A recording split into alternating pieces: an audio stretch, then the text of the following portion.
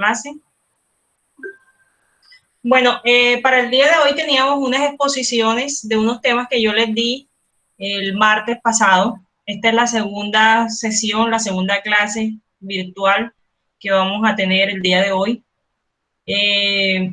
Vamos a iniciar con las exposiciones de manera rápida y concisa.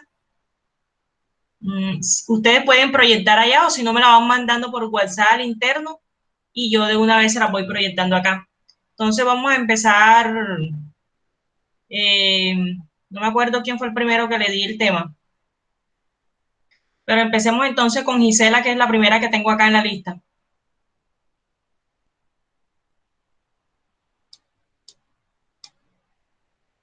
Gisela.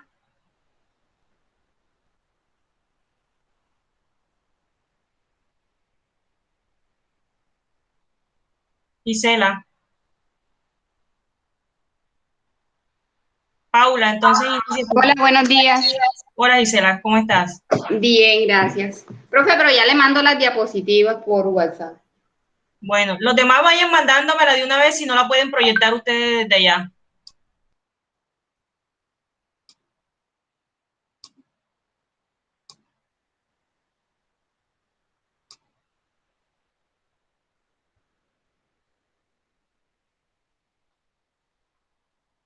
Aquí alguien me la mandó, entonces voy a proyectarla, voy a proyectar esta.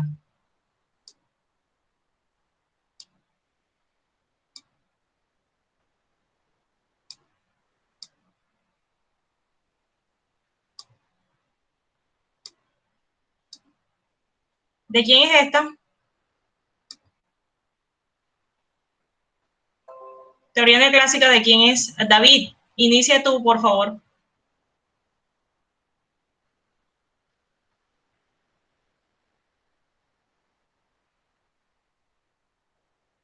David.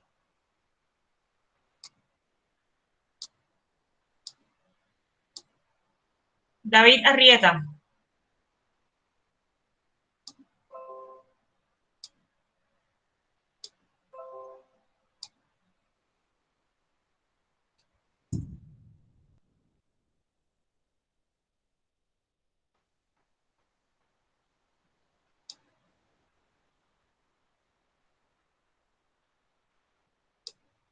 Bueno, vamos a agilizar, por favor, que ustedes saben que tenían esto el día de hoy, entonces, eh, si no, sigo con el siguiente y vamos evacuando porque tengo que darle el otro tema también.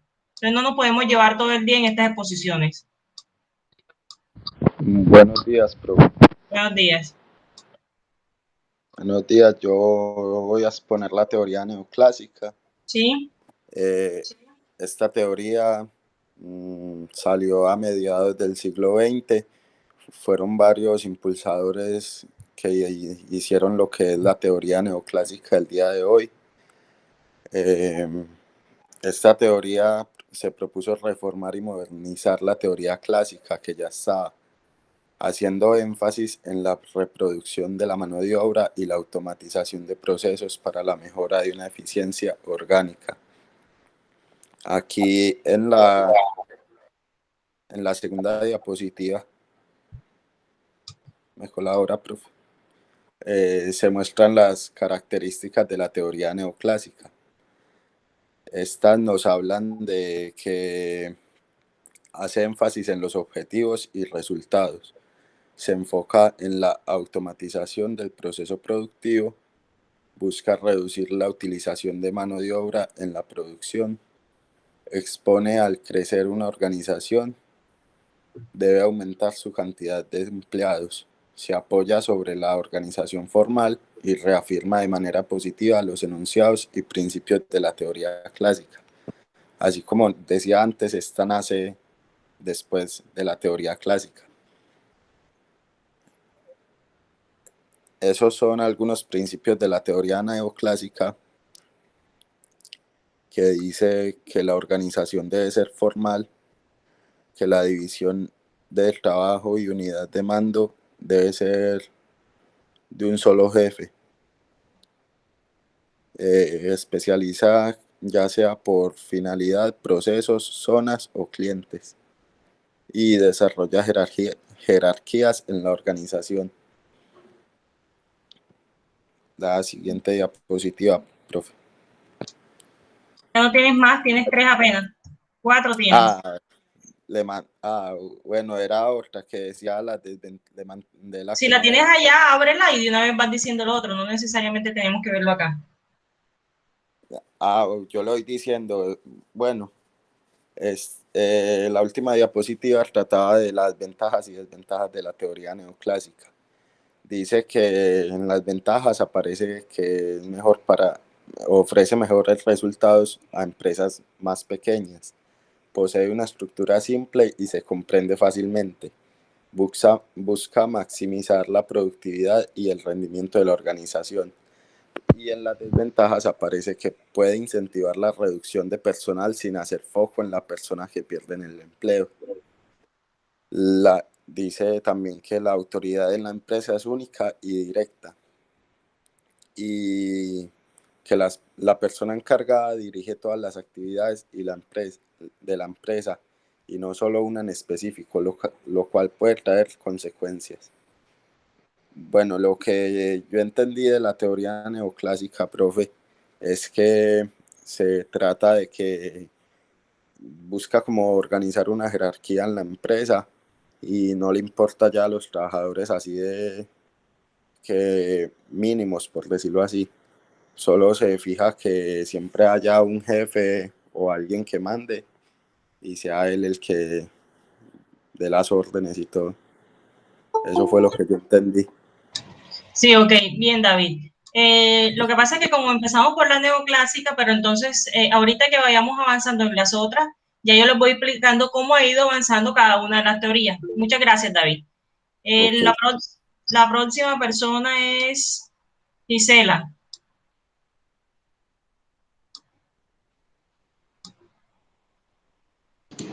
Hola, buenos días.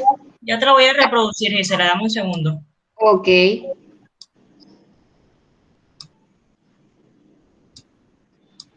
Listo, ahí lo tienes.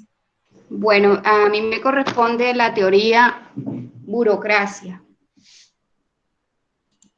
La teoría burocracia, inicialmente voy a darles una introducción acerca de la teoría. Esta teoría surgió para solventar las limitaciones de la teoría clásica y la teoría de las relaciones humanas, que por otro lado eran opuestas y contradictorias entre sí. Así, Weber planteó esta teoría de corte racionalista mediante un enfoque eficiente, siendo esta aplicable a las fábricas y a las diferentes formas de organización humana. El creador de esta teoría fue Maximilian Weber, Max Weber, 1864-1920. Fue un economista y sociólogo alemán que desarrolló el concepto moderno de burocracia. Weber definió la burocracia como la forma más eficiente de organización teniendo en cuenta la complejidad de los aparatos estatales, de las dependencias gubernamentales y de las necesidades de una sociedad que cambia y evoluciona constantemente. Se le considera el fundador del estudio moderno de la sociología y la administración pública. ¿En qué consiste esta teoría? Es una forma de organización jerárquica de trabajo donde los funcionarios o trabajadores están especializados en su campo y funciones. Para Weber, la burocracia es un instrumento de dominación, porque en esta es el dominio de mando. Las características de la teoría de burocracia. Las normas están recogidas por el escrito de antemano, o sea, están establecidas. Los puestos están claramente definidos. Seguridad en los puestos de trabajo y la posibilidad de ascenso. La división de trabajo. Jerarquía de autoridad se reconoce como la cadena de mando.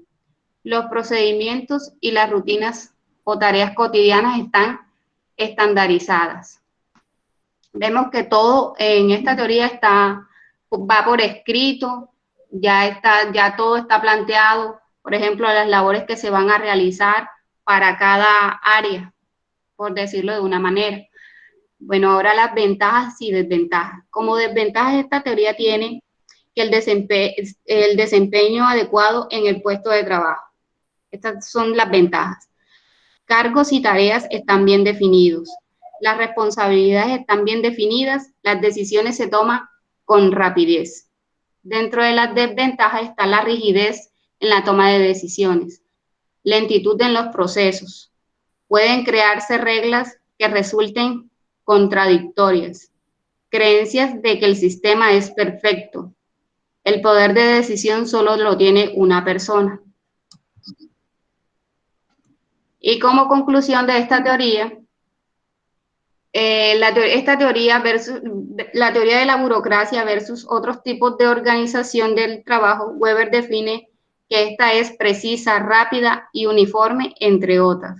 Además, destaca su organización en el ahorro de costos objetivos y personales. Entonces vemos que en esta teoría solo hay una voz de mando, todo está establecido, los puestos de trabajo y demás.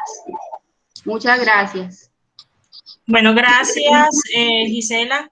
Efectivamente, en la teoría de burocracia ya se van estableciendo un poco más las reglas del juego dentro de la organización, porque en la neoclásica se basaba un poco más en lo económico, en bajar los procesos y en trabajar en los objetivos para poder que las organizaciones puedan, se basaba en los bienes, es decir, en la economía de esos productos o de la rentabilidad que podían dar esos productos dentro de la empresa.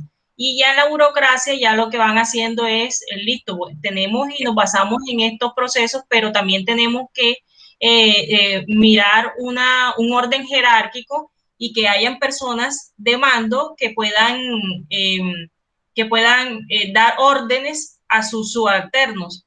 Entonces ya ellos organizaron ya los organigramas, las jerarquías, y además de eso que establecieron unas actividades para cada puesto para que la gente o las personas que trabajaban en esa organización ya supieran cuáles son sus actividades y cuáles son sus funciones y quién era su jefe para desde ahí entonces empezar a trabajar en los procesos administrativos de la organización. Bueno, ¿quién más me mandó diapositiva? La científica, Lercy.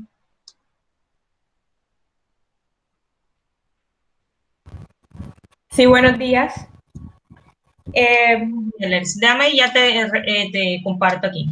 Okay. Listo, ahí está. Un momento. Bueno, buenos días. Mi nombre es Lercy López Martínez y a continuación les voy a hablar sobre la administración científica. Bueno, la administración científica es una rama del conocimiento que también llamamos taylorismo. Más adelante les voy a explicar por qué se le llama también taylorismo. Es una ciencia. ¿Por qué es una ciencia? Porque es un estudio que se le hace a las empresas. Es concordancia en vez de conflictos. Cuando hablo de concordancia, quiere decir que hay armonía entre la comunidad de trabajo. Es cuando se trabaja en equipo por un mismo fin. No existe la independencia, o sea, siempre se trabaja en grupo. La idea es rendir al máximo en vez de producción reducida. Bueno, ahora les voy a hablar de por qué también se le llama taylorismo a la administración científica. Se le llama taylorismo porque el creador de esta teoría fue el señor Frederick Taylor. Él fue el creador de los principios de la administración científica. En sus primeros estudios tuvo contacto directo con los problemas sociales y empresariales derivados de la revolución industrial. Taylor empezó como obrero y a medida que fue pasando el tiempo fue ascendiendo. Este señor hizo un estudio de las industrias de la época y se dio cuenta que no existía ningún sistema efectivo de trabajo, no había incentivos económicos para que los obreros mejoraran su trabajo. Y se dio cuenta que había que mejorar esta situación. Entonces, la administración científica surge ante la necesidad de aumentar la productividad debido a la escasa oferta. Entonces, él se dio cuenta que la única manera de aumentar la productividad era aumentando la eficiencia de los trabajadores. O sea, si se incentivaba a los trabajadores, ellos iban a aumentar su productividad y así iban a escoger, iban a alcanzar las metas propuestas. Entonces, Taylor estableció, según un estudio, que la única manera de aumentar lo que ya había dicho, de aumentar la producción era aumentando la productividad. Los principales aspectos de la organización racional son la reorganización del trabajo, la motivación de los trabajadores, selección adecuada del trabajador, cooperación entre directivos y el plantel, división del trabajo entre los responsables y los colaboradores.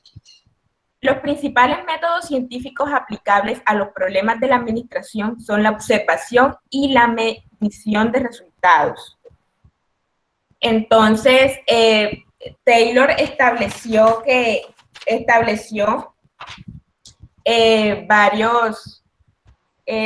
varios tips para aumentar la producción, ¿cierto?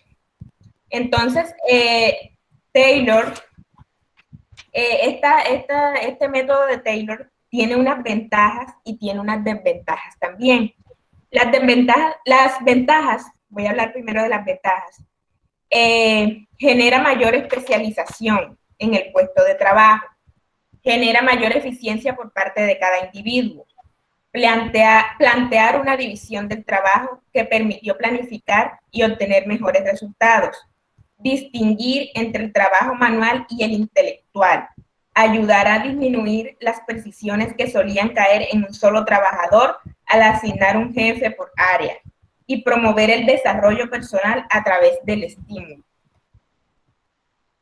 Desventajas de la administración científica. El principio de unidad de mando colectivo se desvaneció, lo que originó conflicto entre trabajadores. La comunicación era descendiente y el empleado no tenía capacidad técnica para opinar. La participación de los empleados era nula y se promovía la individualidad como mecanismo de eficiencia. Entonces, ahí les voy a leer una frase que dijo el señor Frederick Taylor, que la administración científica es una evolución más que una teoría y tiene como ingrediente un 75% de análisis y un 25% de sentido común. Bueno, mire. Muchas gracias. Bueno, Luz, mira, ¿qué rescatamos nosotros de aquí? En la científica, que fue la primera que se empezó a trabajar, la primera teoría que nace, aquí hay alguna, o sea, ¿qué decía Frederick Taylor? Que, o sea, los pensamientos o lo que se podía trabajar en esa teoría eran todo, o sea, los trabajadores que realmente hubieran estudiado y que tenían el conocimiento técnico para dar opiniones. Entonces, mire que la compañera acá nos daba una desventaja y era que los trabajadores, los obreros, no tenían la capacidad técnica de opinión al respecto. Entonces, la idea de estas teorías es que ustedes sepan cómo empezó la administración en sus tiempos y cómo ha ido avanzando y cómo estamos hasta el día de hoy. Entonces, como empezamos con la científica, dense en cuenta que allá la administración, quienes podían tener esa unidad de mando, quienes podían hablar, eran solamente los que tenían el conocimiento científico, es decir, los que habían estudiado, los que tenían el conocimiento técnico para ser los jefes o para dar opinión al respecto de algunas actividades o procesos dentro de la empresa.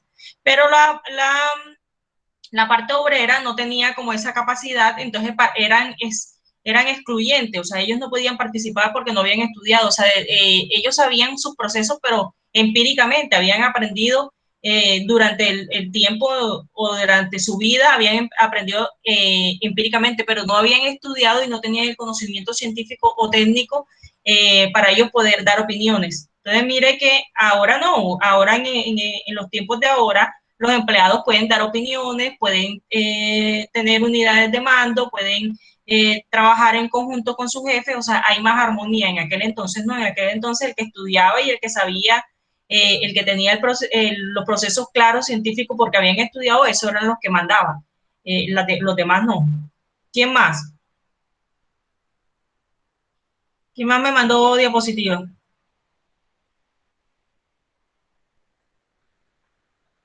Lorena.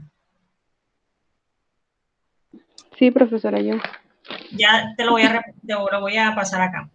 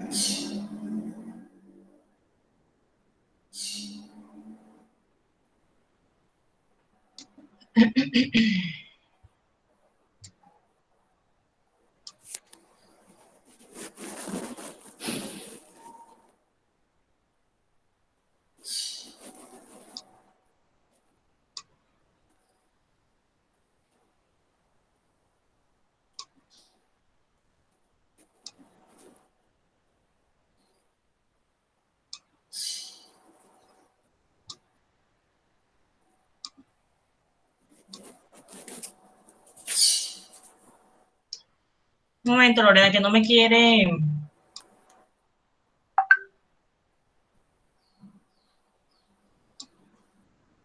No me quiere mostrar tu. Yo creo, yo la puedo compartir desde acá también, ¿cierto? Sí. Ya mira, ve para ver si yo puedo.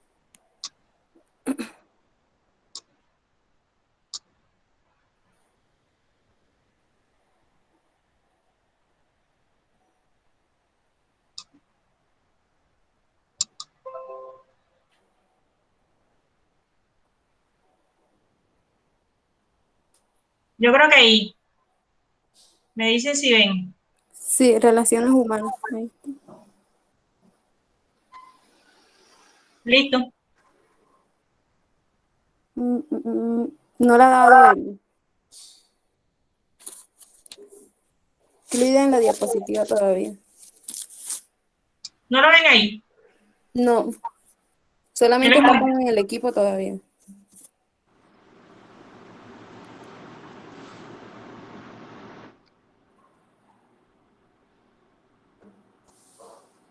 ¿No lo muestra?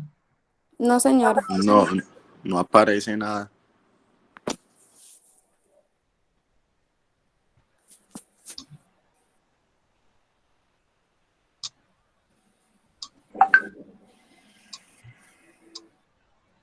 ¿Y ahí? Sí, ahí sí. Listo, pues. Bueno, pues aquí más o menos le voy a hablar sobre el concepto de la teoría, o sea, de las relaciones humanas. Pues es en el área de la administración, consiste en el énfasis que se le da a las personas teniendo en cuenta que son hombres sociales. Pues más que todo esto se relaciona en vínculos físicos o emocionales que se encargan de aumentar la satisfacción y entusiasmo del empleador.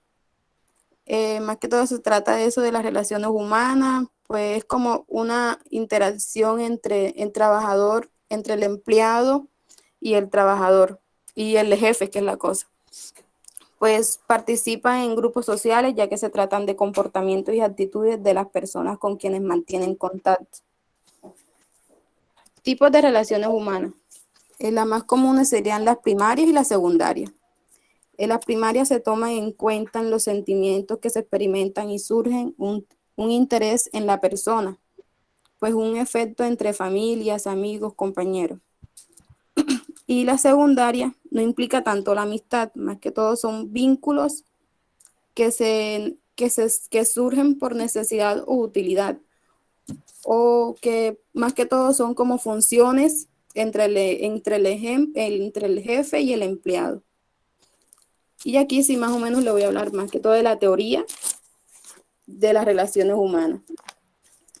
El personaje que ven ahí es Jorge. ¿Cómo es que? Elton Mayo. Ajá.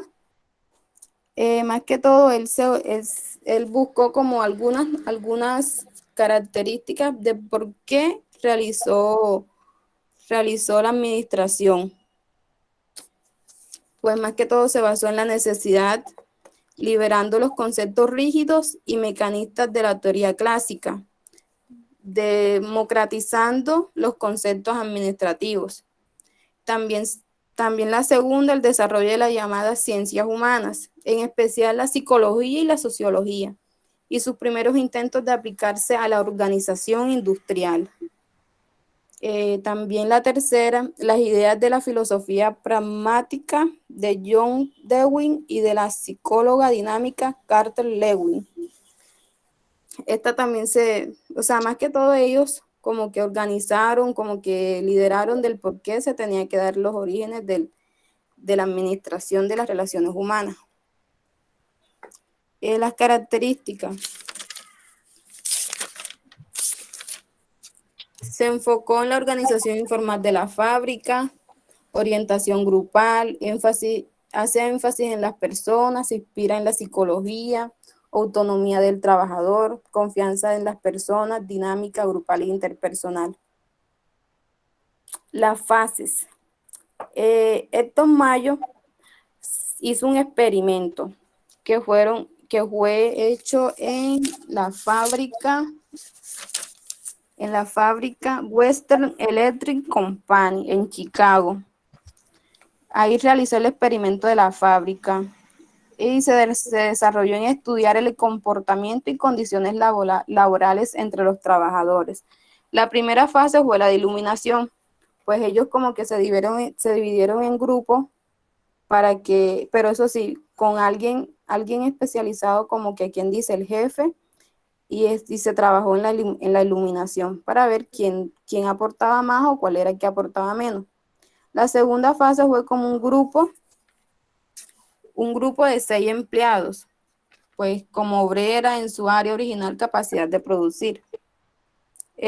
La tercera fue un programa de entrevista, pues se aisló experimentar en la sala de pruebas y se sirvió para verificar el efecto producido por el cambio de sitio de trabajo.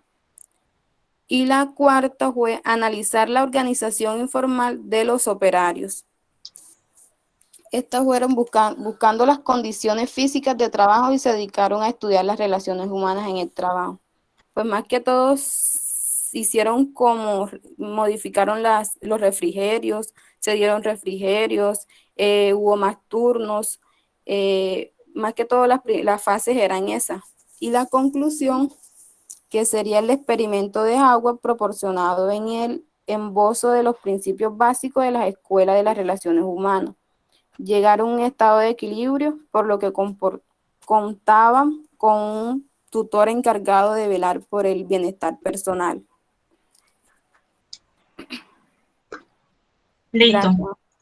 Gracias, Lore. Bueno, miren, aquí esta teoría de las relaciones humanas lo que buscaba era que dentro de las empresas hubiera esa relación interpersonal con los demás, en que se trabajara en equipo, trabajar en el comportamiento de cada ser humano, o sea, en mirar cómo en trabajar, o sea, el departamento de relación de talento humano trabajara en aspectos como motivación, en aspectos como trabajar en equipo, como liderazgo, o sea, se concentró más en la persona.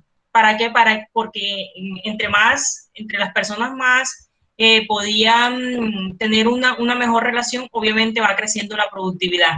Mire que cada teoría pues se basa y busca el funcionamiento de su empresa, pero atacando algunos puntos claves. La científica decía, bueno, tienes que estudiar, tienes que saber para poder aportar. Y así sucesivamente cada una va tomando dentro de la empresa un papel importante, pero para al final todas esas teorías, poder coger lo mejor de cada una y poder aplicarlo a lo que hoy llamamos administración de empresas, tomando de pronto unas, en ese entonces de pronto era muy trágica, o sea, no había un proceso muy claro, pero después que fueron saliendo cada una de las teorías ya se fueron basando en nuevos experimentos y obviamente fue creciendo la productividad de las empresas. Entonces, esta de relaciones humanas básicamente se percató en trabajar el comportamiento y el cómo podía trabajar, el cómo podía comportarse el ser humano. Por eso se hicieron la serie de experimentos para ver cómo se trabajaba dependiendo de las personas con las que estaba y la comunicación que había entre ellos, a ver cuál era la mejor productividad dentro de las empresas. ¿Quién más? ¿Quién más me mandó? Acá está teoría organizacional, Liliana.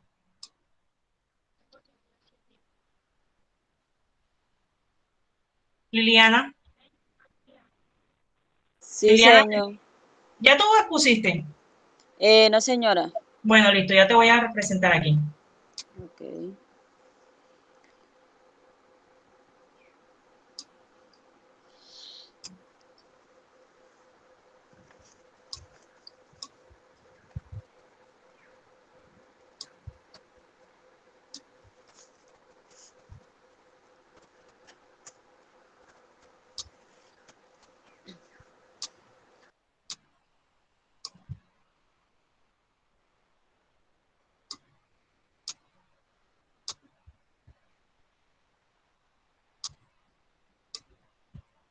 ¿Listo?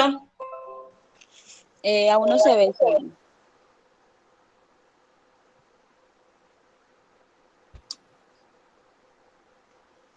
Ahora sí.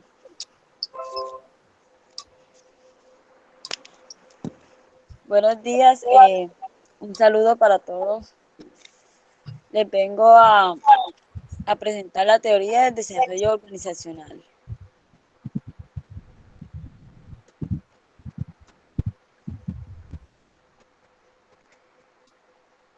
Bueno, acá, Liliana, para aclararte, esta no es una teoría. O sea, esta no hace parte de las teorías del desarrollo organizacional. Este era un tema que hace parte de la administración, pero no es una teoría, listo, para Ok, todos. señor. El origen surgió a partir de 1962 como complejo de conjunto de ideas respecto del hombre, de la organización, de ambiente. Ellos iban propiciando el crecimiento según sus potencialidades.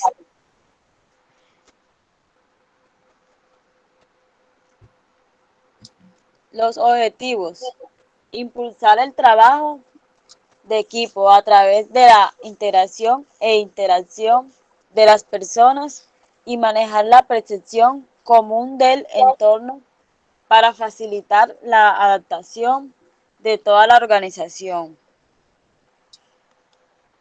Señor, ahí era más que todo la lealtad. Es como la integración que se daba en el equipo de trabajo. Y ellos cada día mejoraban mejoraban más su trabajo, le daban un valor y facilitaban la adaptación en en toda la organización.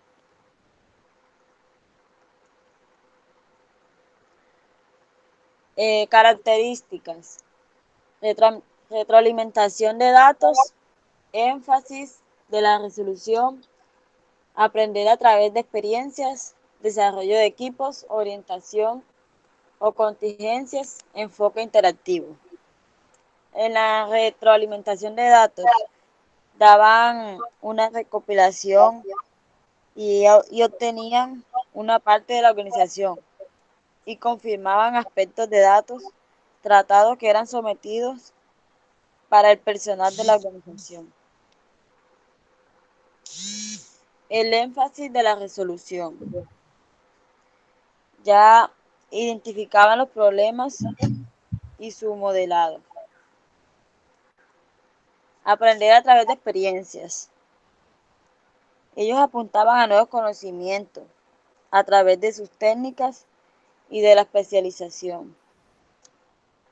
Desarrollo de equipo. En estas etapas contaban con un hombre que desempeñaba un papel importante para la construcción de equipos de un alto rendimiento.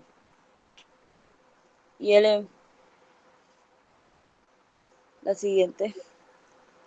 Y aquí está. Ok. El comportamiento. Se origina a mediados del siglo XVII y XIX, en la Revolución Industrial. La aparición de novedosas maquinarias provocó que las metodologías usadas hasta ese entonces fueran obsoletas.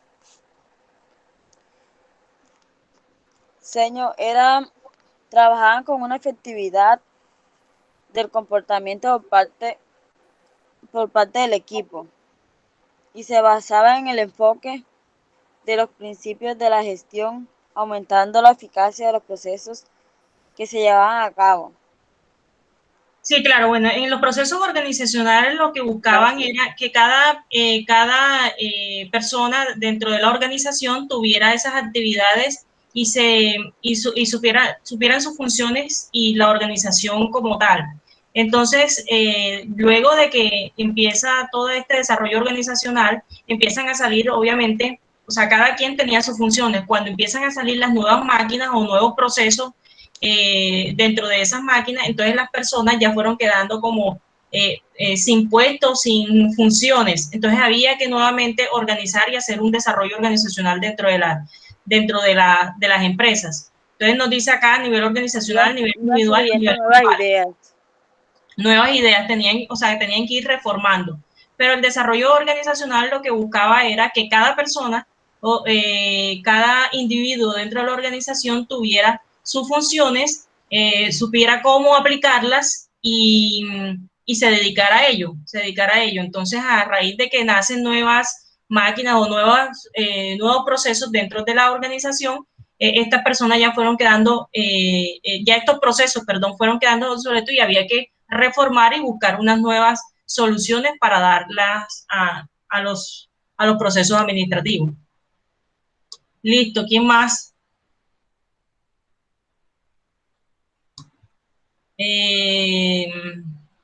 Ruby, Paula, Oscar, José, Héctor, las diapositivas de ustedes. Buenos días, Ruby Vidal. Profe, la diapositiva mía se la envié pues al Q10, la subí al Q10. No, pero es que el Q10 es la mitad de la nota, la otra mitad es la exposición aquí. Por eso, pero entonces, si me da la oportunidad, pues presento pantalla y presento mi diapositiva. Claro, dale, que lo que Ok, estoy diciendo es lo que hace falta a que hablen. Ok, deme un segundo.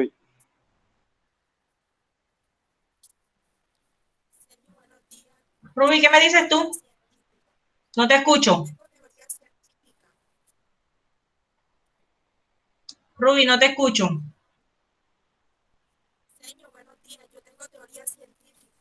No se te escucha nada. Escríbeme aquí al chat del... Héctor, tú me mandaste la diapositiva, tú vas a exponerla. Listo, aquí está la de Oscar. ¿Listo, profe? ¿Presenta pantalla ahí, sí? Sí, listo. Ok, profe, muy buenos días. Mi nombre es Oscar Monterrosa. El día de hoy pues me tocó exponer la diapositiva de la teoría Z o japonesa. Pues comenzamos hablando de la teoría Z, que también pues llamada el método japonés, es una teoría administrativa desarrollada por William Uchi y Richard Pascal, que pues era como tal su colaborador, quienes al igual que Mark Gregor, al constatar su teoría y una teoría X, la constataron con una teoría A. Nos habla que básicamente Uchi consideraba que hay tres tipos de empresa. la del tipo A, que asimiló a las empresas americanas, las del tipo J, que asimiló a las firmas japonesas, y las de tipo Z, que también eso son una nueva cultura, de la cultura Z. Pues entonces, pues, La fusión de las dos. sí, sí, la función pues, de las dos empresas. Entonces, pues también nos habla de unos principios fundamentales que aplica pues en la teoría Z, que dice que son tres principios básicos de la teoría de Uchi, que pues son la confianza, la atención a las relaciones humanas, relaciones sociales estrechas. La confianza es la piedra angular de la cultura Z. Aquí en la tercera pues, página les voy a hablar sobre los beneficios que aplicaba la cultura Z a las empresas. Nos dice que cuando el empleado se siente verdaderamente integrado en la compañía, pues termina pues, asumiendo como propios sus objetivos y como consecuencia hará cuanto esté en su mano por mejorar los resultados de la empresa, trabajando al máximo rendimiento. Pues aquí lo que entiendo con eso, compañeros y profes, es que pues cuando a uno pues le dan como que esa libertad, digámoslo así, laboralmente, de quizás de poder opinar, de poder pues como que tener participación en dicha, pues uno como que pues le pone más amor al trabajo. Pues no quiere decir que uno nunca le ponga amor a las cosas, pero cuando uno se siente importante dentro de donde uno está trabajando o algo así, pues creo que uno como que le pone más amor a las cosas, hace las cosas como con más delicadeza y con más, pues, como con más amor propio. Dice que la participación es beneficiosa. Es el segundo, elaborar un proceso de responsabilidad colectiva en la toma de decisiones hace que se asuma una mayor responsabilidad individual aplicada al grupo y fomenta el sentimiento de pertenencia a la empresa. Dice que si existe un buen conocimiento y una buena relación entre jefe y trabajador, la autoestima del empleado aumenta y esto favorece la productividad de la compañía. Acá le voy a hablar de las ventajas y de las desventajas que aplica. Dice, las ventajas. El empleo de por vida promueve la motivación de los empleados, aumenta su eficiencia y genera lealtad por parte de los empleados. El segundo punto dice que la preocupación de la gerencia por los empleados hace que estos sean leales y comprometidos con la organización. Las características de una cultura común promueve la fraternidad y la cooperación, también excelentes relaciones humanas en la empresa. Dice que la participación de los empleados en la toma de decisiones genera un sentido de responsabilidad y fomentan el compromiso con las decisiones y su implementación más rápida. Nos dice también que pues también como hay ventajas, pues también pues aplican las desventajas, porque todo no es perfecto. Pues nos dice que también las desventajas de dar empleo de por vida a los empleados para desarrollar un vínculo sólido con la empresa puede no motivar a los empleados con necesidades de mayor nivel. Por otro lado, la seguridad laboral total crea letargo entre los muchos empleados. Dice que es muy difícil la participación de los empleados en el proceso de toma de decisiones. A los gerentes les puede dificultar la participación, ya que puede dañar su ego y libertad de acción. Dice, la teoría Z sugiere una organización sin estructura. Sin embargo, si no hay una estructura, puede haber caos en la empresa, ya que nadie sabrá quién es responsable ante quién. Bueno, profe, pues esa es mi diapositiva, Oscar, pues, lo que gracias. puedo entender. Gracias. Bueno, miren, esta teoría es la última teoría con la que se trabaja ahorita, es la teoría Z, y es la fusión de los procesos de las empresas japonesas y los procesos de las empresas americanas, porque se supone que estos dos países es donde hay más rendimiento empresarial. Entonces, ¿qué quisieron hacer? Bueno, vamos a tomar las buenas experiencias de las empresas americanas y las buenas experiencias de las empresas japonesas y vamos a hacer una fusión y salió la teoría Z. Esa teoría Z lo que busca es trabajar más a diferencia de las relaciones humanas, de la teoría de las relaciones humanas, esta trabaja en la teoría de las relaciones humanas, pero adicional dándole participación al empleado. O sea, que el empleado pueda dar su opinión, que el empleado pueda dar sugerencias, que el empleado, porque se dice que, o sea, que entre más relación haya empleado, empleador y empleado, pues mayor va a ser la productividad. Entonces, como que cuando tú te sientes cómodo y a gusto dentro de las empresas, tu rendimiento va a ser mucho mejor. Entonces, la idea de esta teoría es darle como esa confianza a los trabajadores para que los trabajadores puedan impulsar y su productividad pueda ser mejor en los procesos.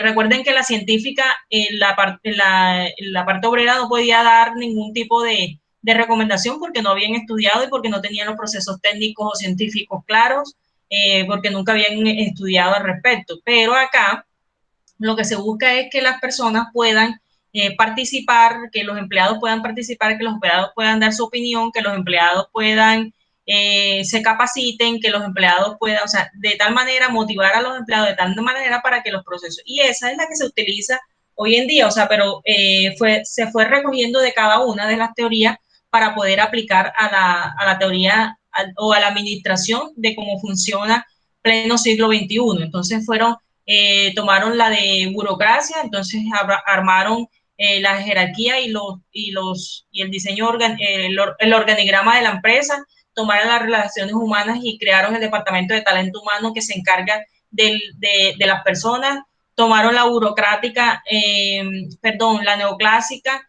y se basaba en los procesos económicos de los bienes y servicios de la empresa, y de cada uno fueron tomando, y son los procesos que se utilizan hoy.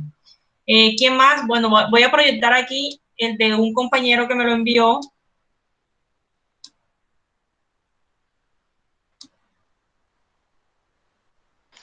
Profe, Sí.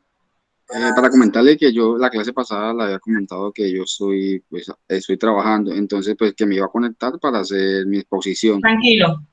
Ok, entonces para que sepa que me voy a desconectar. Bueno, listo. Ok, muchas gracias.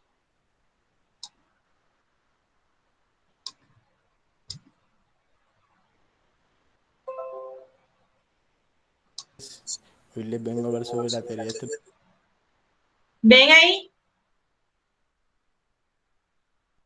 Sí, señor. Bueno, listo. estructuralista en la administración, ya que fue un tema que me escogió la docente Ana López para que los pusiera el día de hoy. Bueno, hoy se trata de la teoría estructuralista. ¿De qué trata? ¿Cómo se compone el pensador y cómo funciona?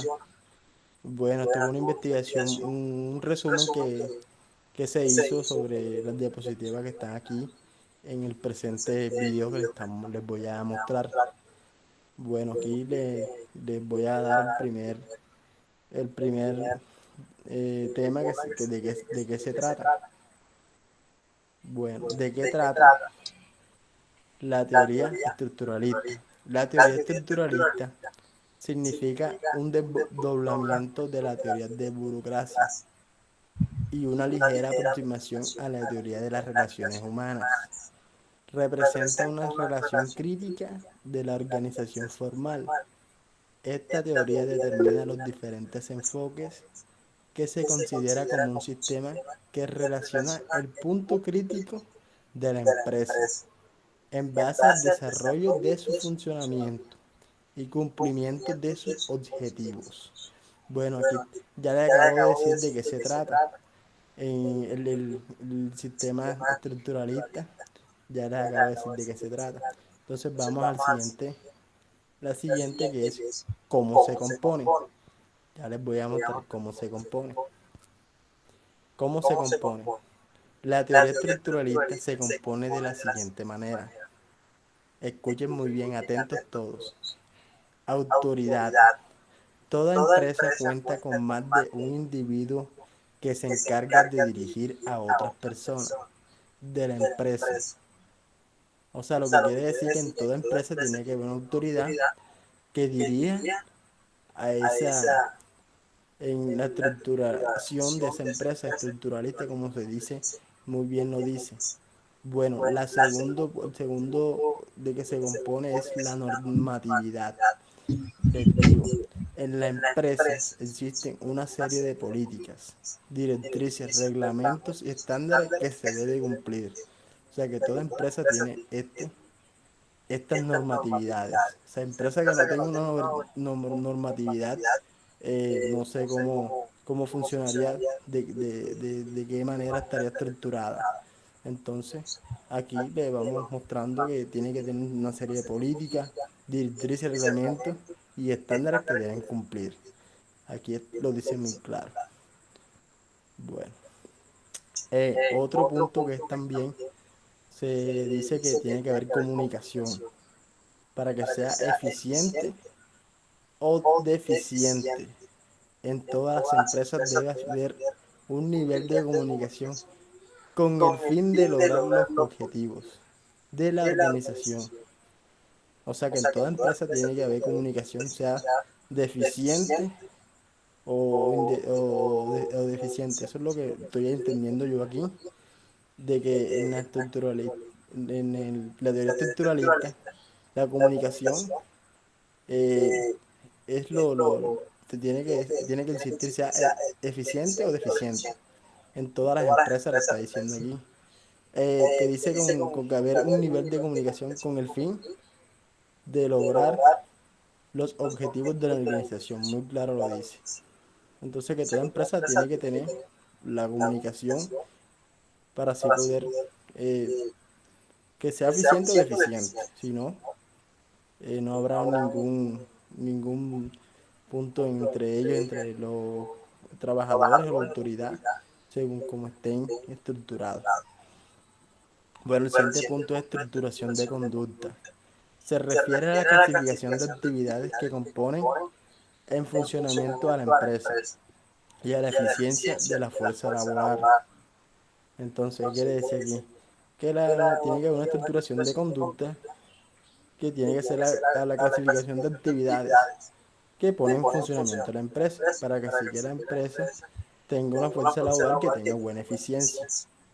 Bueno, aquí le estamos ya, aquí dijimos los puntos que están. Vamos para el siguiente punto, que es el pensador. El pensador de la teoría estructuralista, el máximo exponente fue Max Weber. Eh, Fue el primer sociólogo que estudió las organizaciones de acuerdo a a modelos ideales de comportamiento y desarrolló el modelo burocrático, el cual consideraba aplicarse a las sociedades capitalistas como también, como también las sociedades socialistas. El estructuralismo está enfocado hacia el todo y la relación de las partes en la constitución de la totalidad, la independencia de las partes y el hecho que todo es más grande que la sencilla suma de sus partes. Este fue Bueno, listo. Aquí vimos la estructura, la teoría estructuralista, que lo que busca es unir las relaciones humanas con las otras teorías. Y lo que se basa es en la estructura dentro de las organizaciones, es decir, cómo están conformadas las organizaciones dentro, o sea, es decir, dentro de la empresa, dentro del negocio, cómo se estructura, y a partir de ahí, que esa estructura esté fijada por líderes, operarios, personas que hagan parte de la estructura de la empresa, y que todos trabajen en un fin y en una actividad que sea el cumplimiento de los objetivos de la empresa. Entonces, lo que busca ahí es trabajar también, o sea, es la unión de dos teorías, trabajar un poco en las relaciones humanas, trabajar un poco en la teoría neoclásica, para a partir de ahí trabajar en los procesos, ¿sí? En la estructura de la organización, para poder cumplir los objetivos de las organizaciones o las metas o indicadores establecidos. ¿Quién más falta? Señor, ¿puedo presentar yo? Sí, claro, Paula.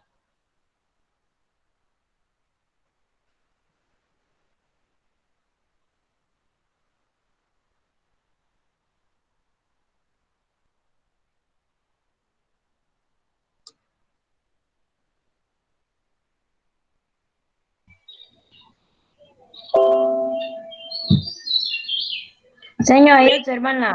Sí, ya se ve, sí. Bueno, mi tema Esta es de Paula, discúlpame, Paula, esta de Paula tampoco es una teoría, es un tema que hace parte de la administración 1, pero no es teoría. Dale, Paula. Bueno, el tema que me tocó a mí fue toma de decisiones. Bueno, ¿qué es la toma de decisiones? La toma de decisiones es el proceso mediante el cual se realiza una elección entre las alternativas o formas para resolver diferentes situaciones de la vida. Estas se pueden presentar en diferentes contextos, a nivel laboral, familiar, empresarial. Acá en términos básicos, la toma de decisiones es el proceso de definición de problemas, recopilación de datos, generalización de alternativas y selección de un curso de acción. Y se define como el proceso para identificar y solucionar un curso de acción para resolver un problema específico. La forma de decisiones se refiere a la elección correcta entre diversas opciones para concretar un proyecto. ¿Por qué es importante la toma de decisiones? La toma de decisiones es importante porque nos indica que un problema o situación es valorado o considerado profundamente para elegir el mejor camino a seguir, según las diferentes alternativas y operaciones. También es importante ya que es uno de los retos más complejos y delicados a los que nos enfrentamos los seres humanos. De ella dependerá en gran medida nuestro desarrollo y nuestra felicidad y el de otras personas. No suele haber peor decisión que aquella que no tomamos. La indecisión propicia casi siempre frustración y fracaso. La toma de decisiones a nivel individual se caracteriza por el hecho de que una persona haga uso de su razonamiento y pensamiento para elegir una alternativa de solución frente a un problema determinado. Es decir, si una persona tiene un problema, deberá ser capaz de resolverlo individualmente, tomando decisiones con eje específico, motivo. También la forma de decisión es considerada como una de las etapas de dirección. Clases de toma de decisiones. Hay diferentes clases de decisiones, pues estas son las más comunes, ya que las decisiones se pueden clasificar teniendo en cuenta diferentes aspectos, como lo es la frecuencia con la que se presentan, se clasifica en cuanto a las circunstancias que afrontamos estas decisiones. Ahí están las decisiones programadas, son aquellas que se toman frecuentemente, es decir, son respectivas y se convierten en una rutina tomarlas, como el tipo de problemas que resuelve y se presenta con ciertas regularidades, ya que se tiene un método bien establecido de solución y por lo tanto ya se conocen los pasos para abordar este tipo de problemas. Por esta razón, también se las llaman decisiones estructuradas. Las personas que toman este tipo de decisión no tienen la necesidad de diseñar ninguna solución, sino que simplemente se rige por la que se ha seguido anteriormente. Las decisiones programadas se toman de acuerdo con políticas, procedimientos o reglas escritas, que facilitan la toma de decisiones en situaciones recurrentes. Decisiones no programadas, también denominadas no estructuradas, son decisiones que toma ante los problemas o situaciones que se presentan con poca frecuencia, o aquellas que necesitan de un modelo o proceso específico de solución. Por ejemplo, lanzamiento de un nuevo producto al mercado. En este tipo de decisiones es necesario seguir un modelo de toma de decisión para generar una solución específica para este problema en concreto. Las decisiones no programadas abordan problemas poco frecuentes o excepcionales. Si un problema no se ha presentado con la frecuencia como para que lo cubra una política, o si resulta tan importante que merece trato especial, debe ser manejo como de una decisión no programada.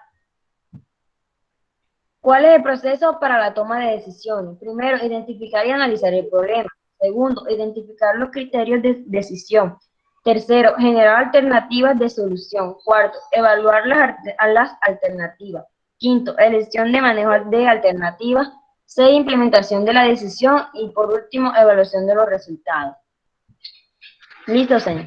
Listo, Paula, déjame ahí un momentico. Este tema que le tocó a Paula, más adelante lo vamos a ver un poco más profundo, de la toma de decisiones, y es supremamente importante ya que ustedes, cuando están liderando una empresa o van a trabajar dentro de una empresa, tienen que tener claro esa toma de decisiones, es decir, en el momento que se presente una dificultad, un problema, alguna situación dentro de la empresa, ustedes puedan tener unas reacciones para que se pueda solucionar ese tipo de inconveniente. Ahora bien, no necesariamente debe existir un problema, sino que ustedes de pronto en el contexto dentro de la empresa, ustedes están viendo alguna necesidad o están viendo que pueden hacer algún cambio, entonces pueden opinar al respecto dando una buena decisión, pero para dar una buena decisión tenemos que tener varios aspectos claros, que fue lo que mencionó la compañera Paula en la penúltima diapositiva, donde primero tenemos que identificar el problema, luego tenemos que hacer un criterio, es decir, mirar por qué, de dónde surge ese problema, luego mirar las alternativas de solución. Cuando tengamos las alternativas de tema de solución, 4 o 5 soluciones, escoger la mejor, ¿sí? Aplicarla y después implementar si esa decisión que se escogió después de aplicada tuvo resultado o no. Ejemplo, en la empresa hay el producto estrella no está teniendo salida. Entonces ustedes se dieron cuenta que no está teniendo salida porque está muy costoso o porque el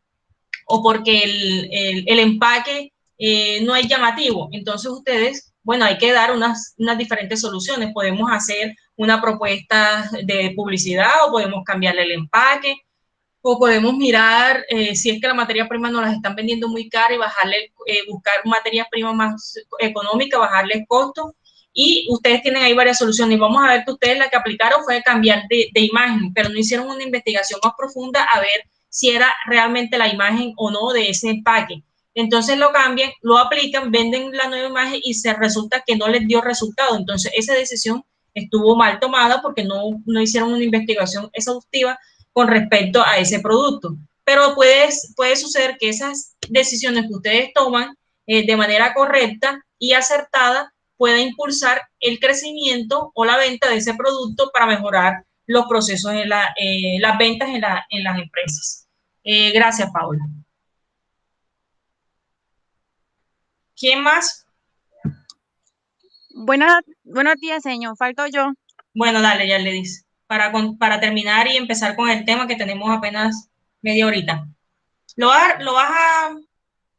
a presentar tú por allá.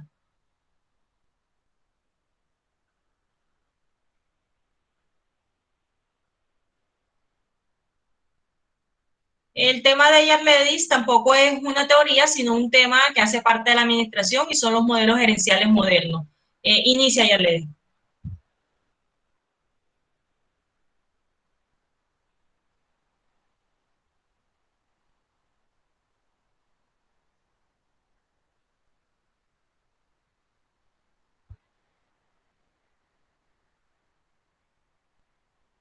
No te escuchamos, Yarledis. Quítale el micrófono. ¿Ya? Sí, sí se ve, pero no te escuchábamos. ¿Ya me pueden escuchar? Sí. ¿Cuáles son los modelos gerenciales de una empresa moderna? Son las técnicas de gestión que implementan las compañías para dirigir y desarrollar su sistema interno. Existen diversos modelos que las organizaciones pueden emplear, ya que el modelo gerencial es la base y el correcto desarrollo de las compañías. Modelos gerenciales se pueden dividir en 3 grandes grupos. Lo relacionado con la competitividad del mercado, los relacionados con la innovación y los relacionados con los procesos de gestión.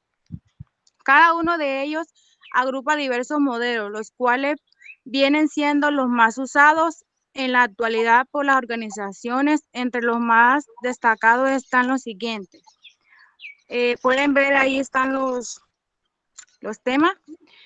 Modelos de planificación de estrategia. Esta se encarga de formalizar el proceso de administración y organizar todas las líneas de acción de una empresa que le permita alcanzar los objetivos estratégicos. Modelo de calidad total. Este modelo busca garantizar un proceso de producción continuo que permita que una compañía alcance los mejores estándares de calidad. Modelo de empowerment.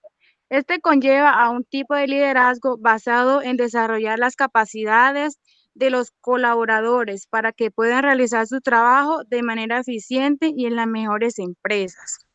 Modelo prospectivo. Se encarga de identificar cuál es el futuro probable de la organización y las compañías puedan determinar su estado actual y emplear estrategias que los cuales ayuden a alcanzar los objetivos estratégicos. Justo a tiempo.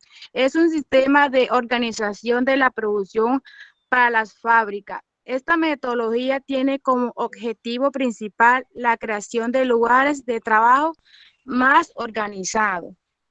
Reingeniería es un proceso que se define como un conjunto de tareas, actividades y acciones determinados. Valor agregado son aquellos que transforman los datos e insumos para crear información y productos o servicios para el cliente. Ya, señor. Listo, bueno. Ese tema de Yarledi también era como para entrar un poquito en esos procesos o esos modelos gerenciales que se están trabajando hoy en día y que vienen reciclados y mejorados de las teorías administrativas. Esas teorías administrativas nos sirvieron para establecer nuevos modelos gerenciales y trabajar en ellos, y que lo que busca es el mejoramiento de las empresas. Ese es un tema también que tenemos que dar más a profundidad y ya lo veremos en las próximas sesiones. Bueno, listo. Ya no hay más nadie para exposición. Creo que de aquí me faltó José Ángel López, que no, y Ruby, pero Ruby no se le escucha nada. Ruby, a ti no te escuchamos absolutamente nada, o por lo menos yo no te escucho. Y José Ángel López, ¿no va a exponer? Bueno, recuerden que el trabajo o esta nota era mitad de exposición y mitad el PDF en la plataforma. Entonces, los que no van a exponer ya saben que tienen en la mitad. Para el caso de Ruby, ¿No me escuchas? ahora sí. Cuéntanos, Ruby. Ya no te Señor, ¿me volvimos a escucha? escuchar más. A veces sí, a veces no. Ruby, escríbeme. Bueno, voy a continuar.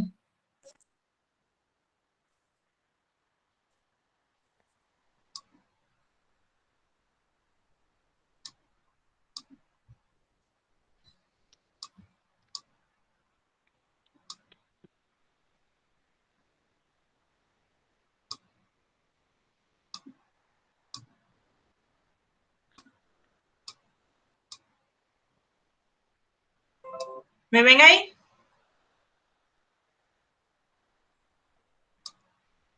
¿Alcanzan a ver? Sí, señor.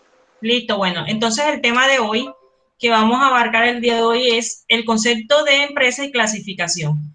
En la primera sesión, ustedes encuentran que dentro de los antecedentes están todas las teorías y ustedes tienen que trabajar, tienen que establecer una definición de cada una de esas teorías y tenerlas claras, que fueron las que acabamos de ver, porque ese tema hace parte de la evaluación final. Entonces, para que tengan claro ahí esos aspectos.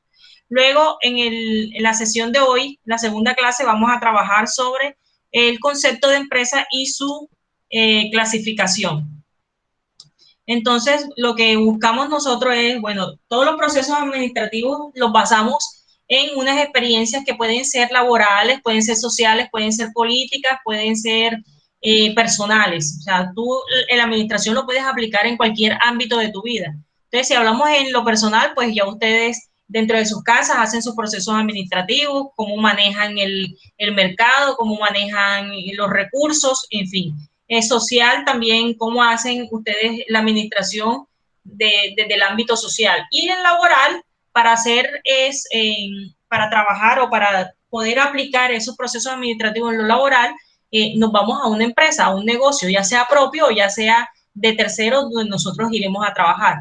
¿Y cómo aplicamos nosotros nuestro proceso? Conociendo cuáles son las partes de la parte de la empresa y cómo se clasifica esa empresa para poder nosotros empezar a trabajar en los procesos administrativos. Entonces, él nos habla de que la empresa es el concepto de empresa se refiere a la organización o institución que se dedica a la producción de bienes o servicios. O sea, es decir, dentro de la empresa tú tienes que tener un bien y un servicio para ofrecer. Y luego acá nos habla de bienes y servicios. Algunos pueden ser intangibles o otros tangibles. Cuando son los servicios son intangibles porque ustedes no pueden tener manejo, es decir, tocar ese producto. Y los bienes, ya lo que son los productos que son tangibles que ustedes pueden manejarlo. Dentro de la empresa, o más bien para crear una empresa siempre deben haber dos aspectos, el que oferta y la demanda. El que oferta es el que tiene el producto para ofrecer, para dar, para vender. Y la demanda es el cliente, el consumidor que tiene el recurso económico o el poder adquisitivo para comprar ese producto, además tiene la necesidad o el gusto para poder adquirir ese producto. Recuerden que no todas las personas hacen parte o son clientes de mi producto. Si yo les digo a ustedes que voy a vender de pronto rosarios, el rosario no es para todo tipo de público, no es para todos los clientes. Si mi empresa es fabricadora de rosario, ya yo sé que ese producto va dirigido a unas personas en específica. ¿Quién? A los católicos, a los padres, a las monjas, a las personas de pronto de la tercera edad, religiosas, pero no es para todo tipo de público, porque no es para los evangélicos, no es para los protestantes, no es para los ateos, no es para en fin, la variedad de religiones que hay. Entonces, deben tener claro que cuando ustedes trabajen en una empresa o tengan una empresa, deben saber cuál es el público al que ustedes van a dirigir su producto o su servicio. Y esas son la demanda, es decir, la demanda es quien tiene la capacidad económica, la necesidad o el gusto para comprar un producto. Y la oferta es quien tiene ese producto para vender. Partiendo de eso, entonces ya nos vamos a la empresa y sabemos que la empresa tiene unas divisiones dentro de ella. La primera división es dirección y gerencia. ¿Qué busca la dirección y gerencia? ¿Quién es este? Es la persona encargada de todos los procesos dentro o de todas las funciones y tiene múltiples funciones y es quien nos representa frente a los terceros. ¿Cuál es el objetivo de la dirección o gerencia? Posición en el mercado, innovación, productividad, recursos físicos, financieros, rentabilidad. O sea, el gerente es el encargado de todos estos procesos y en cabeza de él está la responsabilidad de toda una empresa.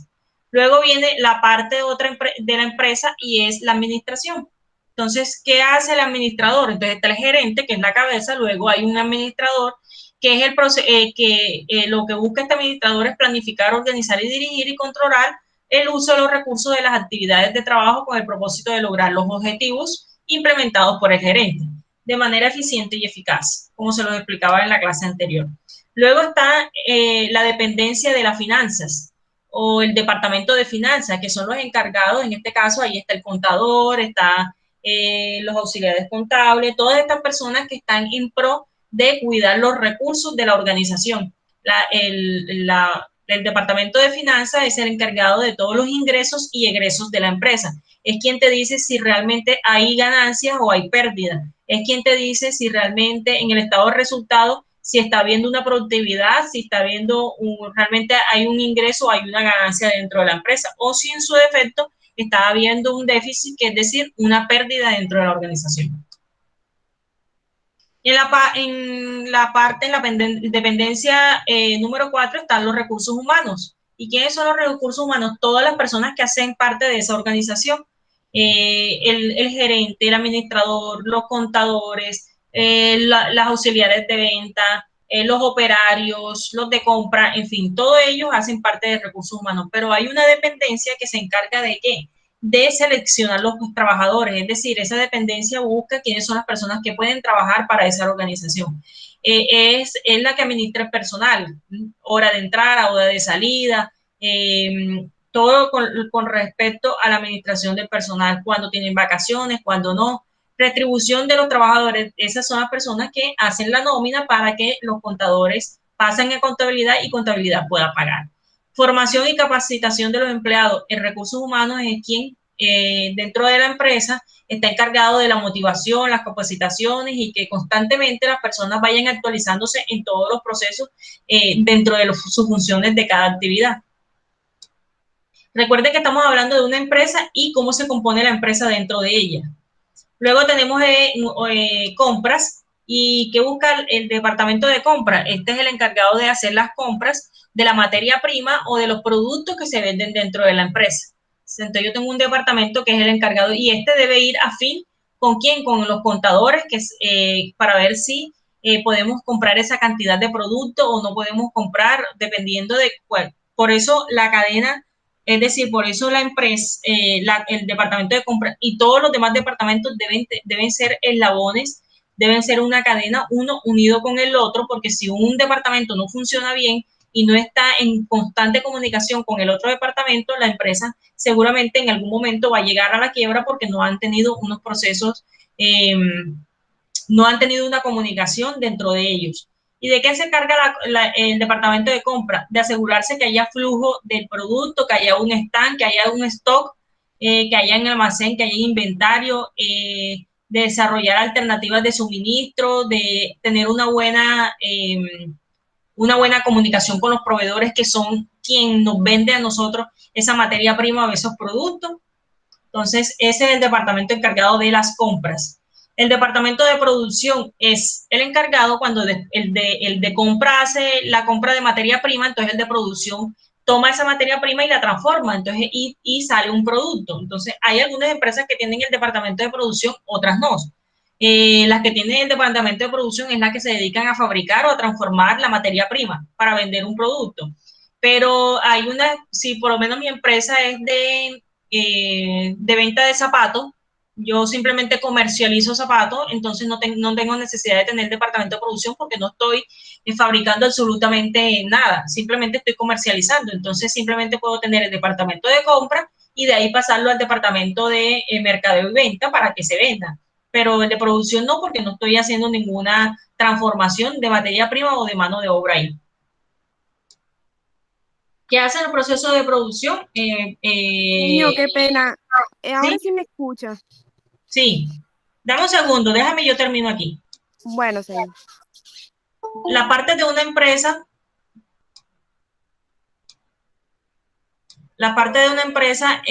tenemos acá el de marketing, otra parte de la empresa, entonces el departamento de marketing en la empresa, de una empresa posee la importante función de manejar y coordinar estrategias de venta. Estos son los que tienen en cuenta el precio, el producto, la plaza, la promoción para poder trabajar en las estrategias de promoción y de compra, y de venta de cada producto de la empresa. Luego tenemos acá el departamento comercial y venta. ¿Qué hace el departamento comercial y venta? Es el encargado y es el representante de todos los clientes dentro de la empresa. Esta persona que comercializa y vende debe conocer los productos. Obviamente, para poder nosotros ir a vender un producto debemos conocerlo porque todas sus funciones y todas sus características, tanto físicas, internas como externas, para poder vender un producto con propiedad.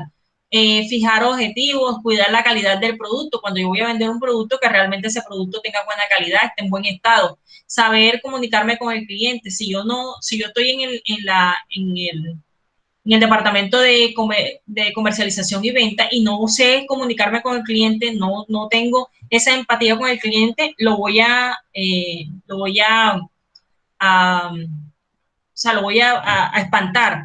Entonces, no sé si de pronto en algún momento les ha pasado que cuando ustedes llegan a una parte, ustedes a veces no van a comprar ese producto porque no salieron a comprar ese producto, pero el vendedor es tan buen vendedor y tiene tan buena comunicación y tan buena empatía con el cliente que empieza a ofrecerte un producto hasta el momento que tú lo compras, llegas a tu casa y tú dices, ¿por qué compré este producto si yo no lo iba a comprar? No tenía necesidad de comprarlo, pero fue el cliente el que te incentivó a comprarlo por su comunicación. Entonces, las personas que trabajan en este departamento deben tener muy buena empatía con los clientes para poder ofrecerle esos productos o servicios. Y por último, tenemos acá la gestión de control, que es el proceso administrativo que sirve para evaluar el grado de cumplimiento de los objetivos de la organización. Entonces, este departamento, ¿qué hace? Revisa cada una de las dependencias y las actividades establecidas desde un principio en los objetivos, en la misión y en la visión de la empresa, y que se le fue otorgado a cada uno del departamento unas actividades y unas responsabilidades a cumplir. Entonces este departamento después va y supervisa que realmente esas actividades se hayan cumplido y que realmente estemos logrando los objetivos que queremos en la empresa. ¿Y cuáles son los objetivos que queremos en la empresa? Poder llegar al cumplimiento de los indicadores o de las metas que se estableció un gerente o una corporación o los socios, ¿ya? Entonces, de esos 9 componentes se divide la empresa. O sea, es decir, yo tengo una empresa y dentro de mi empresa debe estar el departamento de gestión, el departamento de venta, el departamento de marketing, el departamento de producción, el departamento de recursos humanos y globalizado trabajamos en pro de lograr los objetivos. Luego acá tenemos la clasificación de las empresas. Luego de que yo tengo mi empresa montada, ya tengo cada una de las dependencias, entonces aquí se establece ya la clasificación. Debo saber cómo clasificar mi empresa y de qué hace parte mi empresa, si es según su actividad, industrial, comercial, de servicio, dependiendo que vayamos a vender. Si es de ganadería, pues mi actividad comercial es la ganadería. Si es de piscicultura, mi actividad comercial es piscicultura. Si vendo zapatos, mi actividad es la comercial. Si tengo una empresa de transporte, mi actividad es la de servicio. Si tengo una empresa de transformación, mi actividad es industrial. Y así sucesivamente, aquí, miren, según la actividad debo clasificar, dependiendo en la empresa que yo vaya a trabajar, a ver qué tipo de actividad tiene, o si en su defecto voy a crear una empresa, debo saber qué tipo de actividad voy a tener. Porque la actividad es importante porque cuando ustedes van a registrar en Cámara de Comercio, allá le preguntan qué tipo de actividad es y esto va relacionado con un SIU. ¿Qué es un SIU? Es un código que te permite establecer cuál es la actividad a la que se dedica tu empresa. Luego acá, según su sector, acá tenemos el sector primario, secundario y terciario. El primario es todo aquel que se extrae de la tierra. En este caso, si su empresa es ganadera, entonces el sector primario. Si su empresa es agrícola, es del sector primario. Si tu empresa es minera, es del sector primario. Estamos extrayendo algo. O sea, todo lo que tenga que ver con extracción, ¿sí? Es del sector primario. El sector secundario es las empresas que se dedican a las transformaciones de materia prima y la convierten en un producto. Entonces podemos decir que en este sector secundario está Cenú. Cenú, ¿qué hace? Tiene las carnes, todo eso, y los transforma en ¿qué? En atún, en sardina, en chorizo. Ese es un proceso de transformación, eso hace parte del sector secundario. Todas las empresas de transformación, todas las empresas que cogen la materia prima y la transforman son del sector secundario. Y el terciario son todas aquellas empresas que prestan un servicio o comercializan. Entonces, las empresas de transporte hacen parte del sector terciario. Todos los negocios que comercializan productos hacen parte del sector terciario, es decir, están prestando un servicio de venta de un producto. ¿Listo? Y está otro sector acá que es el cuaternario, no está aquí, pero ese sector es el que son las empresas que se dedican a investigación. Ejemplo de eso, Colciencia. Colciencia siempre está en constante investigación de procesos, de cosas. Ese es el sector cuaternario. Luego acá tenemos, según su capital. El capital puede ser público, privado o mixto. Entonces, las empresas privadas son todas aquellas empresas que ustedes ven por la calle, esos negocios donde los recursos han sido propios de personas que tienen su recurso, su dinero, y lo invierten en una empresa y montan una empresa. O lo prestan en el banco y tienen una empresa. Y las públicas son todas aquellas empresas que tienen recursos del Estado. ¿Cuáles son las empresas que tienen recursos del Estado?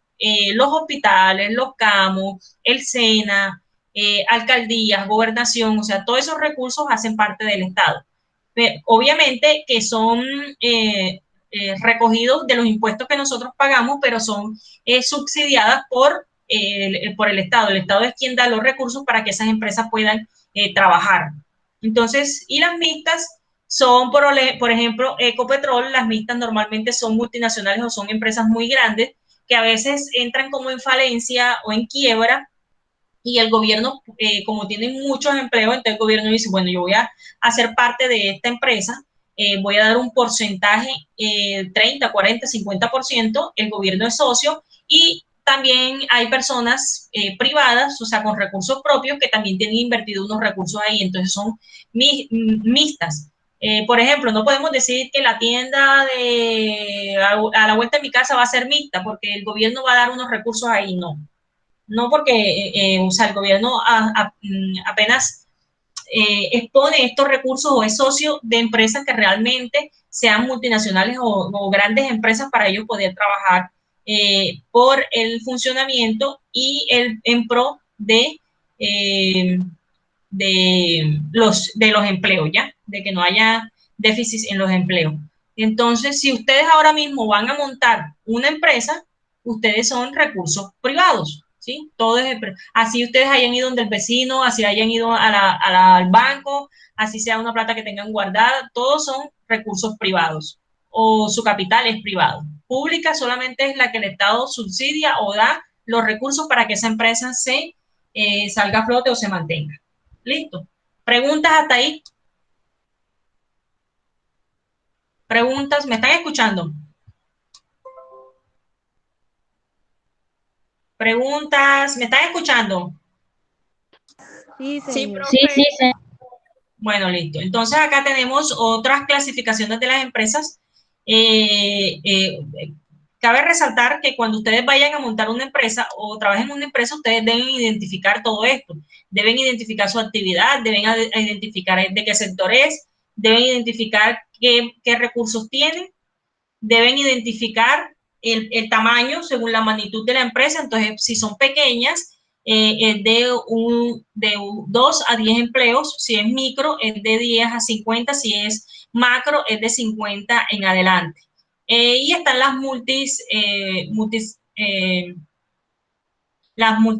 multinacionales, que ya tienen muchos más empleos. Entonces, sí, o unipersonal, que es una sola persona, ¿ya? Entonces, si ustedes llegan a una empresa y hay 5 empleados, ustedes ya saben que es una empresa pequeña. Si llega a una empresa y tiene 150 empleados, ya ustedes saben que eso es una macroempresa. Si ustedes llegan a una empresa y tiene 50 empleados, ya ustedes saben que es una microempresa, y así sucesivamente deben clasificar o mirar según la magnitud de las empresas. Acá, según su forma jurídica, ¿qué busca aquí? Esta forma jurídica es cómo se va a establecer. Pueden ser por sociedades anónimas, por sociedades limitadas, por sociedades de acciones simplificadas, entre otras. Entonces, si ustedes quieren que su empresa no sepan cuáles los socios, cuál van a ser los socios, ponen sociedades anónimas, pero normalmente estas sociedades anónimas son las multinacionales o empresas muy grandes. Por acciones limitadas es que solamente pueden hacer parte de esa empresa hasta 25 socios. Si ponemos sociedades por acciones simplificadas, que es la más utilizada en todas las empresas, pueden hacer parte muchas personas, muchos socios de esa empresa. No tiene como un límite. Además de eso, tiene más garantía y es menos costosa en los impuestos. Adicional, ustedes pueden cambiar el SIU de esa empresa, es decir, pueden cambiar la actividad económica. De pronto hoy están trabajando piscicultura, entonces mañana quieren trabajar ganadería, entonces van y meten dentro de ese SIU o dentro de esa actividad, meten también la de ganadería. Mientras que en las otras, si ustedes están trabajando, ponen como SIU ganadería y ponen limitada, mañana no pueden ir a decir que van a vender peces con la misma actividad. En cambio, las sociedades por acciones simplificadas, sí, que es la reconocida SAS. Mire que ustedes ven alguna empresa y es Ana María López SAS. Empresa Cabarca Sarmiento SAS, es decir, por acciones simplificadas. Y esa es la más utilizada y la más recomendada para trabajar dentro de las empresas.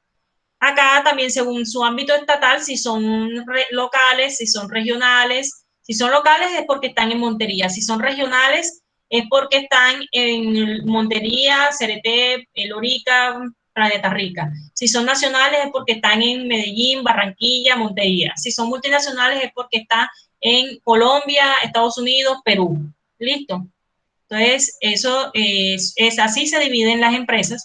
Luego acá están todo lo que hace referencia a lo que yo ya les he explicado, pero con definiciones cada uno. Que ya eso les queda de tarea a ustedes para que lo lean, pero que es lo que yo les acabo de explicar pero ustedes para que afiancen más los conocimientos pueden tener una lectura de todo esto, que es lo que les acabo de explicar. Y ahí, con eso terminamos la segunda sesión de esta virtualidad. Cuéntame, Ruby, ¿ya puedes comunicarte? Sí, señor, ya. Bueno, listo, terminamos contigo para poder arrancar con la clase de las 10. Bueno.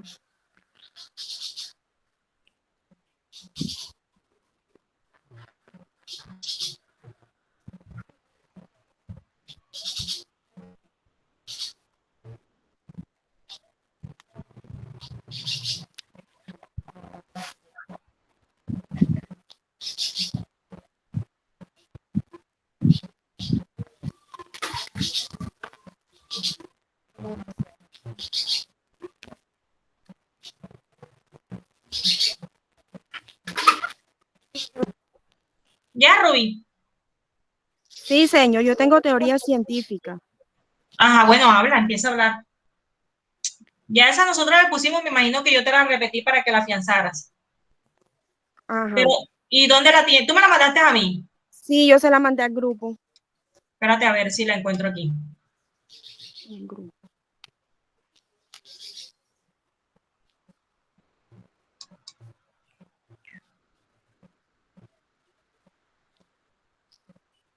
Esa. Ya voy.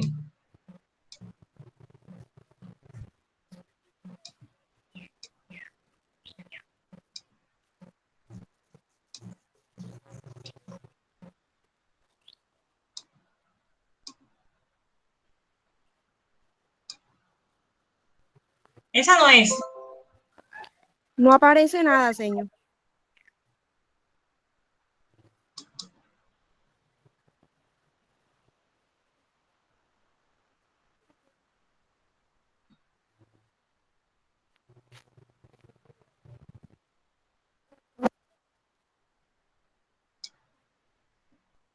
No, no la tengo acá.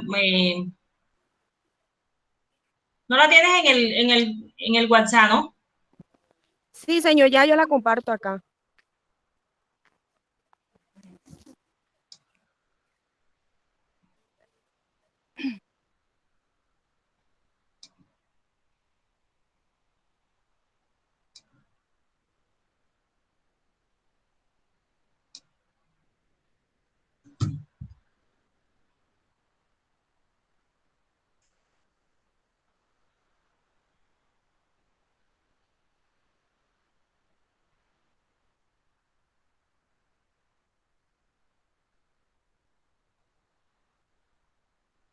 Ven, Rubí, como me tengo que ir para la clase de las 10, ya vamos atrasadita. Mándamelo al WhatsApp que ya yo lo miro bien y después miramos, ¿oíste? Bueno, señor, está bien. Bueno, bueno, gracias por asistir. Entonces, nos vemos en la próxima sesión. Ya yo les estaré avisando cuándo va a ser. Entonces, que tengan un feliz día. Igualmente, Bueno, señor, señor. igualmente. Hasta luego, profe. Chao.